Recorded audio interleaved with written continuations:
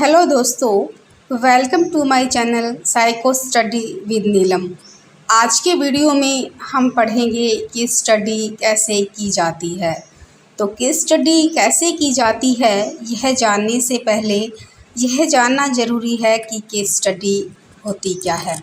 तो दोस्तों, जो केस स्टडी है उसे व्यक्तिगत अध्ययन विधि भी कहा जाता है और केस स्टडी गुणात्मक अनुसंधान और सूक्ष्म अध्ययन की एक अत्यंत शक्तिशाली विधि है। इसके अंतर्गत किसी एकल इकाई जैसे कोई विशिष्ट विद्यार्थी, व्यक्ति, समूह, संस्था या घटना का गहराई से और व्यापक रूप से अध्ययन किया जाता है। शिक्षा और मनोविज्ञान के क्षेत्र में यह विधि किसी बालक की व्यक्तिगत, शैक्षणिक और व्यावहारिक समस्याओं के मूल कारणों तक पहुंचने के लिए अनिवार्य रूप से उपयोग की जाती है। केस स्टडी की प्रमुख विशेषताएं। केस स्टडी गहन एवं सूक्ष्म अध्ययन करती है। इसमें सतही जानकारी के बजाय समस्या की गहराई में जाकर सूक्ष्म पक्षों का अध्ययन किया जाता है। एकल इकाई पर केंद्रित है। यह एक समय में सामान्यतः एक ही इकाई जैसे किसी एक विशेष छात्र पर पूरी तरह से केंद्रित होती है। सर्वांगीण दृष्टिकोण। इसमें छात्र के भूतकाल, वर्तमान, पारिवारिक पृष्ठभूमि, पर्यावरण और सामाजिक संबंधों का संपूर्ण अध्ययन होता है। विविध उपकरणों का प्रयोग। तथ्य जुटाने के लिए केस स्टडी में कई उपकरणों का प्रयोग किया जाता है, जैसे कि साक्षात्कार, इंटरव्यू, अवलोकन, ऑब्जर्वेशन करना, प्रश्नावली यानी कि क्वेश्चनेयर और पिछले शैक्षणिक रिकॉर्ड का अध्ययन इसमें किया जाता है। नैदानिक और उपचारात्मक। यह विधि केवल समस्या का कारण ही नहीं खोजती बल्कि उसके समाधान के सुधार के उपाय भी प्रदान करती है। तो इस विधि में केवल यही नहीं पता लगाया जाता कि समस्या क्या है, उसके पीछे के कौन कौन से कारण हैं, बल्कि उस समस्या के कारणों को दूर करने के उपाय भी सुझाए जाते हैं। तो दोस्तों, अब हम पढ़ते हैं कि केस स्टडी कैसे की जाती है, उसके प्रमुख सोपान कौन कौन से हैं। तो यहाँ पर केस स्टडी को समझने के लिए केस स्टडी कैसे की जाती है यह जानने के लिए एक उदाहरण लिया गया है। इसमें विभिन्न जो सोपान है उनका प्रयोग किया जाता है। तो जो पहला सोपान है केस स्टडी का वो है सिलेक्शन ऑफ केस, यानी कि इसमें पहले ये सेलेक्ट किया जाता है कि केस स्टडी किस पर की जानी है, यानी इकाई या फिर छात्र का चयन किया जाता है। तो यहाँ पर जो केस स्टडी करने वाला है वो एक शिक्षक है। तो कक्षा के शिक्षक ने देखा कि जो कक्षा 8 का छात्र अमित है वो पिछले कुछ महीनों से अचानक गुमसुम रहने लगता है। पहले ये छात्र बिल्कुल सामान्य था, लेकिन अब कुछ महीनों से ये गुमसुम रहता है। कक्षा के किसी भी गतिविधि में भाग नहीं लेता और उसकी जो एकेडमिक परफॉर्मेंस है वो भी काफ़ी गिर गई है। शिक्षक ने उसकी समस्या के समाधान हेतु अमित का चयन केस स्टडी के लिए किया। तो यहाँ पर जो हमारा पहला सोपान था केस स्टडी करने के लिए वो था इकाई या फिर छात्र का चयन, सिलेक्शन ऑफ द केस। तो यहाँ पर केस स्टडी के लिए कक्षा 8 के छात्र अमित का चयन किया गया है। अब हम दूसरे सोपान की ओर चलते हैं। दूसरा सोपान है समस्या का निर्धारण करना और उसको परिभाषित करना। तो दोस्तों, केस का सिलेक्शन करने के बाद में दूसरे सोपान में यह जानना ज़रूरी होता है कि समस्या क्या है, और समस्या को जानने के पश्चात फिर यह निर्धारण किया जाता है, उसको डिफ़ाइन किया जाता है समस्या को।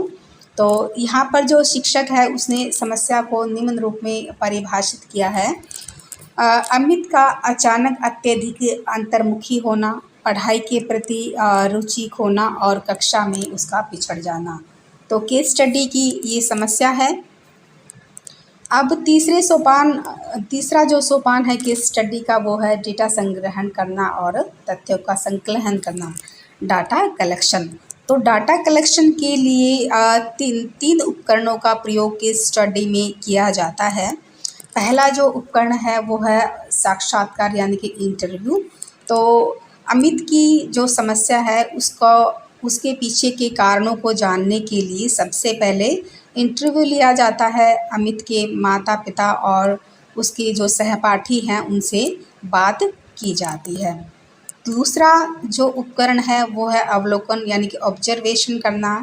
इसमें जो अमित है उसको कक्षा और खेल के मैदान में उसके व्यवहार पर नज़र रखी जाती है कि वह कक्षा के अंदर या फिर बच्चों के साथ खेलते हुए किस तरह का व्यवहार कर रहा है। तो उसका अमित का ऑब्जर्वेशन किया जाता है इसमें।